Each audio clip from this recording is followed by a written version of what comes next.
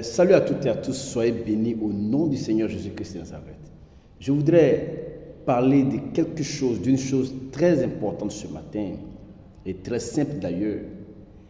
Vous savez, nombreuses sont les personnes qui n'entrent pas en possession de ce dont elles ont besoin venant de Dieu, tout simplement à cause d'une seule barrière, Et quelle est cette barrière? L'incrédulité.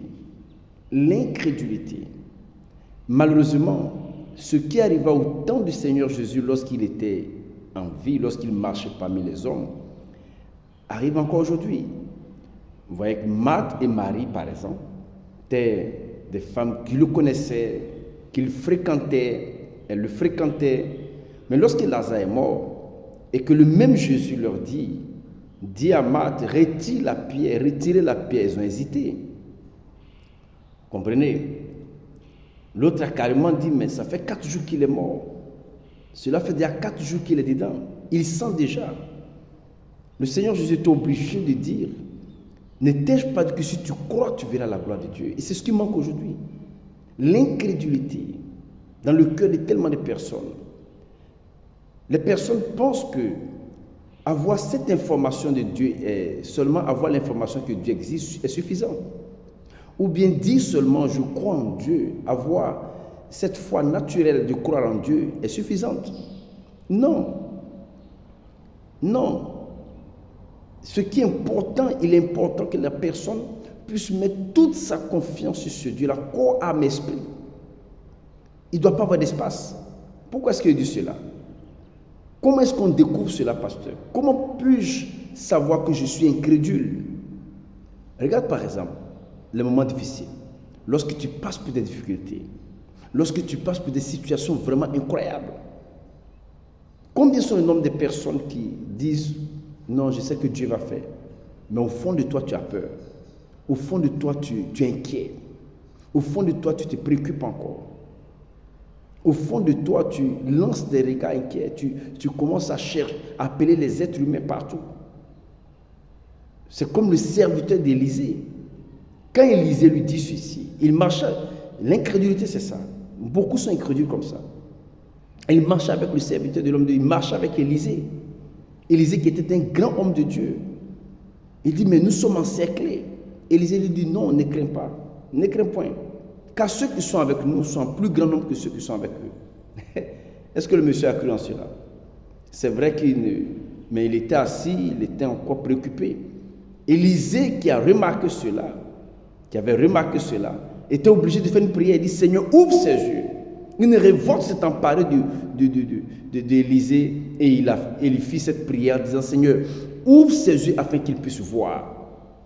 Et quand cela se réalisa, quand Dieu réalisa la prière d'Élisée, ce monsieur-là a vu la montagne entourée de chevaux en feu. C'est-à-dire, ce qu'il voyait n'était rien par rapport à ce qui les protégeait. C'est ce que je voudrais vous dire ce matin. Peu importe la situation dans laquelle tu te trouves. Ma question est celle-là. Es-tu fidèle à Dieu? Oui, pasteur. Donc, ne crains rien. Continue à te battre. Dors tranquille. Fais tes choses tranquillement. Cette porte va s'ouvrir. Demeure dans la foi. Demeure dans la détermination. Tu verras la puissante main de ton Dieu dans ta vie. Ça, c'est sans doute. Sans aucun doute. Donc, arracher l'incrédulité de ton cœur.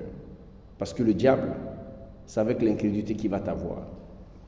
Comme il a fait avec le Seigneur Jésus. Si tu es vraiment fils de Dieu, voici ta situation. Transforme ces pierres en pain, tu vas manger. Dis non, l'homme ne vivra pas seulement que de pain, mais de toute parole qui sort de la bouche de Dieu.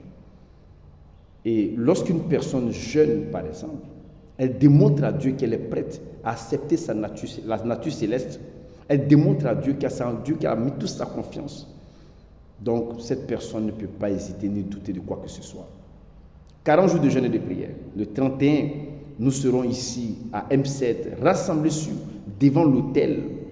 Ceux qui vont monter sur l'autel, nous allons vers le mont Horeb par la foi.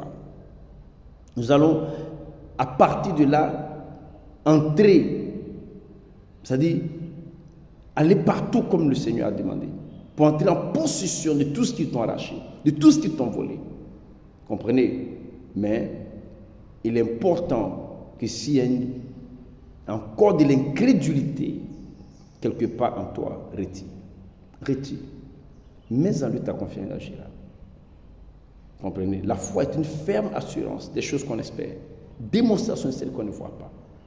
Il y a tellement de passages bibliques qui nous montrent que nous devons avoir confiance en Dieu. Ah, Rabbi, le figuier que tu as maudit a séché jusqu'aux racines. Ayez foi en Dieu. Ayez foi en Dieu. Et c'est tout. Tout ce que vous demandez, vous le verrez s'accomplir. Mais pasteur, j'ai demandé, je n'ai pas encore vu s'accomplir. Il y a quelque chose qui se passe. Ou ta vie n'est pas claire, ou il y a quelque chose que Dieu attend pour te bénir. Mais toi, garde confiance, garde la foi, soyez bénis. Soyez sages et prenez soin de vous. Ciao.